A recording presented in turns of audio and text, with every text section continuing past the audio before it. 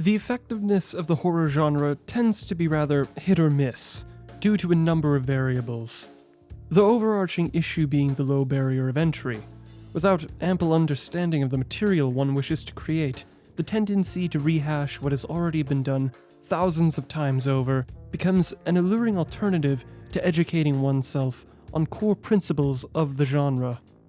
However, this isn't to say that someone new to the genre is incapable of creating anything worth experiencing. Quite the opposite, actually. Like with anything else, the more time spent in a craft, the greater the complacency, the more similar the end result becomes. Fresh blood in any art form comes in search of their own style and methods, and until they reach that point, experimentation is key. And as we have seen over the past few years, experimentation can lead to a sort of renaissance and reapplication of a past technique. Back to the glory days of the Xbox Kinect, voice commands were relatively common amongst larger titles published by AAA developers. Ignoring the movement tracking side of things, the voice recognition's accuracy was quite impressive for the time, usually. The only game I recall struggling with the Kinect's voice controls was Skyrim and their voice-controlled shouts. Unfortunately, with the death of the Kinect, few games make even a slight attempt at voice controls, let alone general features. At least, in the AAA space, that is. When looking at indie developers, we find much more experimentation and reinvention of past practices. And of all genres that this mechanic would be repurposed for, the horror genre is one of the most obvious choices due to its open-ended nature. But has it ever been used well?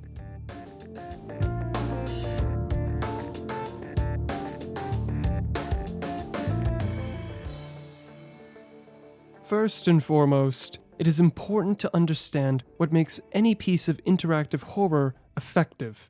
Tension, atmosphere, sound design, and immersion. Storytelling can also be seen as an offshoot of immersion, but that isn't always the case, as not all games have a focus on story. Although, visual storytelling is something almost every game does to some degree, whether it be in the level design, the enemy design, and so on. Regardless of the intent, the most exceptional titles are those that have nurtured an immersive setting and world. Let's get a better idea of each element, shall we? Tension is a sort of tease in a way. The purpose is to leave the player on edge and potentially jumpy. One of the greatest methods of creating tension is doing nothing at all. An empty air can be just as, if not more, nerve-wracking as being pursued by an unseen force. But this can be overdone to the point where it becomes more mundane than anything. To break this trend, dead silence is typically accommodated by rare audio interruptions. A creaking board, an insect, scurrying rodents, electrical humming, and so on. These bits of audio act as side dishes before the main course. As a general rule of thumb, the further tension affects the player, the more effective environmental disturbances will be, whether their intention is to frighten or not. Isolation or pure deception, cheerful or miserable, bright or dark. Atmosphere is omnipresent. And because of this omnipresence, atmosphere is crucial in creating a captivating world that goes beyond art direction. Atmosphere is a concept which requires careful balancing between the mysterious and the mundane, in order to leave the player invested enough to press onwards. Just like any story, if every detail was dumped onto you at once, or in quick succession, why would you continue reading? The gradual drip feed you expect from a story is no different than that of atmosphere. And what better way to layer on atmosphere than to create a rich soundscape that complements the art design? Visually disturbing horror can be ruined by audio that does not fit the setting. Even worse, there could be a complete lack of audio. It is worth noting that audio is not necessary so long as its absence is intentional. With that discrepancy out of the way, let's elaborate on the previous statement, audio which complements the setting. Using a recent title as an example, if you were to take Faith, the Unholy Trinity, and replace all of the audio with hyper-realistic alternatives, obviously it would be extremely out of place and incredibly difficult to immerse ourselves in the world. Conversely, if we took all the audio from, say, Visage, and replaced it with retro sound effects, it would lose its haunting flair. But there is more depth beyond mismatched audio. Poor mastering can leave much to be desired, whether it be a lack of detail and texture to the sound, or an effect that causes the audio to be so wildly out of place compared to the rest. Voice acting is a major contributor to this flaw. Sound effects can be crisp and clear, with a layer upon layer of flavor added to them, while a voice actor can sound rather bland, disjointed, or distorted. It's an extremely difficult aspect to balance, and because of this, many indie games suffer from poor audio. An alternative is to skip voice acting entirely and stick to text. Although some may not appreciate it, this design choice can actually be more beneficial than detrimental. Collectively, these elements open up Pandora's box of not only game design, but of all mediums. Ambiguity. Some love it, others despise it. The lack of detail accentuates what is displayed by allowing the individual to create their renditions of what is occurring on a more intimate level than that of what a developer, director, author, or artist could ever achieve. If that's a bit confusing, allow me to use an example of what I mean. Darkest Dungeon is a visually simplistic game, despite the gorgeous art style and fantastic narration. And because of this, animations are very minimalistic, having only a walk and idle in dungeons. On the other hand, combat is composed of three things: still frames, camera effects, and a new idle animation. For the imaginative, this is enough to build complex scenes in our minds, despite the limited movements. The occultist casting incantations, the Hellion's brutal thrusts and swings, the jester's ballet on the battlefield, the abomination morphing into a monster, the leper's virtuous stance. And this isn't even including the enemies who follow along suit and allow for the imagination to take hold and create scenes which would be impossibly complex for the medium.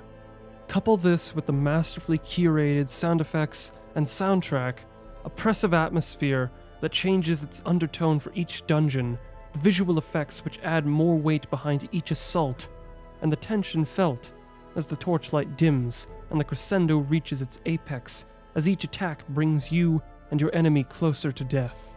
And unintentionally, I've described immersion, but unfortunately, immersion is not a one-size-fits-all solution.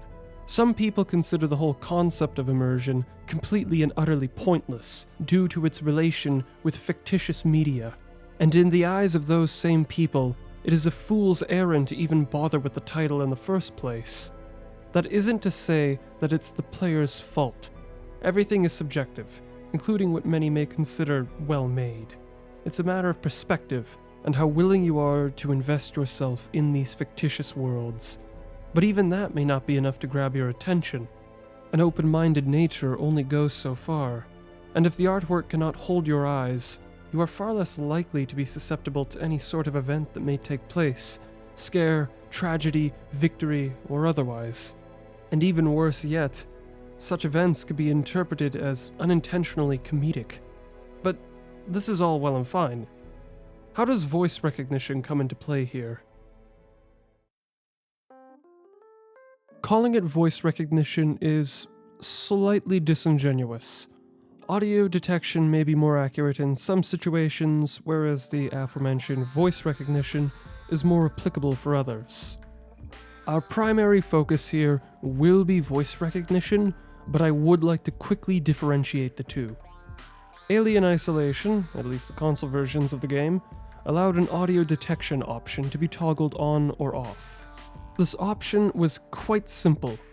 If a sound was picked up by your microphone, the xenomorph would be capable of hearing it and react accordingly. By incorporating this mechanic into the game, players had to contend with the noise they made in-game and in real life. Remaining calm was critical for survival. However, the design was rather primitive in its approach. Any and all noise would attract the alien. This included phones ringing, dogs barking, a loud vehicle passing by, and so on. Although the idea was there, the execution was not perfect due to the unrefined design. Voice recognition does what the name suggests. it utilizes specific words spoken in order for something to occur in-game, as opposed to freely responding to all audio haphazardly. Two prominent modern examples of this are Phasmophobia and Forewarned, the two games that we will be using as our primary focuses for the time being. With the differences hopefully cleared up, let's continue. By itself, voice recognition requires a player to further their immersion by putting more of themselves into the game, as though they are a character in these fictional worlds. This can leave players significantly more vulnerable to any potential responses they receive, as they are almost always tailored to the player's questions. "Where are you?" could be met with a simple "close" as a response. Although mundane and uninventive, the fact that this was a direct response to the player is what may leave an encounter like this so unsettling. Of course, this isn't factoring in any potential visual responses, only the audible. But this alone can be enough to put someone who would otherwise chuckle at horror into a state of fear. In contrast to the auditory responses, the visual reactions to the player's words are far more interesting due to the inherent potential of varying locations. Or at least it would be if they were expanded upon in any way that took advantage of those new environments. As a concept, voice recognition inherently requires players to further their immersion by way of forced participation. However, this begins to fall apart the more comfortable a player becomes with the title's tricks. Although they were both worth mentioning, I intentionally haven't gone into detail regarding the two games, Phasmophobia and Forewarned, as what you will experience over the course of, say, 20 hours is generally similar to the first two. Despite the drastic differences in environments, themes, and so on, there is little variation in voice recognition's usage beyond thematic differences like shattering pottery or exploding light bulbs. Of course, there are exceptions. In Phasmophobia, a certain type of ghost is attracted to voices and becomes much more active, encouraging players to be quiet when in the presence of the ghost. On the other hand, one of Forewarned's magi share these traits. The difference lies in how the player interacts with the magi.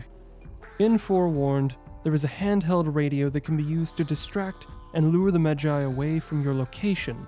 Since this particular magi is nearly blind, this allows you and your companions to creep away safely. Aside from these minor inclusions, the voice-based mechanics are not used all that extensively. But how might this function be used in a more sophisticated manner, whether or not that be new features or expanding upon what already exists? If this essay hasn't already derailed into fanciful ramblings by this point, let's move our attention away from what is strictly considered horror, onward to synthetic pastures, text-to-speech, and clever artificial intelligence. When used in conjunction, spectacular results are possible. An intelligent AI with an assortment of prompts and information that dictates its personality is capable of forging convincing statements on a whim. An easily accessible example of this is Character.ai, a website that connects to a supercomputer which reads a vast amount of text, acting as prompts to denote archetypes, and learns what to say in response. Character AI refers to this as a hallucination, and rightfully so.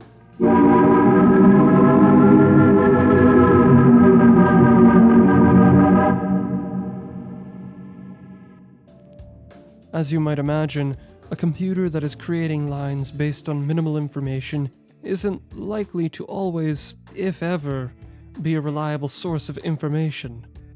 But this doesn't take away from the potential use cases of this fascinating artificial intelligence. The sheer number of possible applications this technology could be used for in interactive media is so overwhelming and far outsteps the bounds of what this essay covers. But as I mentioned 167 words ago, there is another technology that could be used alongside clever AI. Text-to-speech. In comparison, text-to-speech is simple, but we can add a level of complexity. AI-generated voices. We've heard and seen it done before with services like UberDuck, where a handful of voice samples can be used to create synthetic copies of a person's voice. This is all purely hypothetical, as I'd imagine the hardware and software requirements are, at this present moment, out of reach. So do take this proposed concept with a few grains of salt. By giving an AI an array of potential personalities that it would be able to choose from, any interactions made with it would not only be tailored toward the player, but the AI as well. This allows for a tremendous level of variety in its responses and keeps a certain level of unpredictability in every encounter. A similar method would be used for text-to-speech. Since there would effectively be an infinite number of potential responses, an artificially generated voice would be a hard requirement in order to retain the same level of immersion throughout the game. And this too would allow for an added layer of complexity through a potentially limitless number of voices based purely on samples, and possibly in the future, complex text-based descriptions. By combining these elements with voice recognition, it could lead to some of the most organic and immersive experiences possible in a video game. Whether it be friendly or hostile exchanges with an AI, there would be nothing else like it. A truly unique experience that would potentially go unrivaled in its immersion for years. I hope I didn't lose you through this relatively disjointed jungle of words. Initially I intended for this to be quite cohesive and narrow in its focus. As you can tell, that didn't quite hold true. Regardless, I hope you enjoyed this delve into my fantasies of sophisticated artificial intelligence and their potential application in video games. I would have loved to flesh these ideas further, but I would also like to keep the length of this video digestible while not boring you to tears. With that in mind, thank you for your time and support, no matter how brief. Have a pleasant day.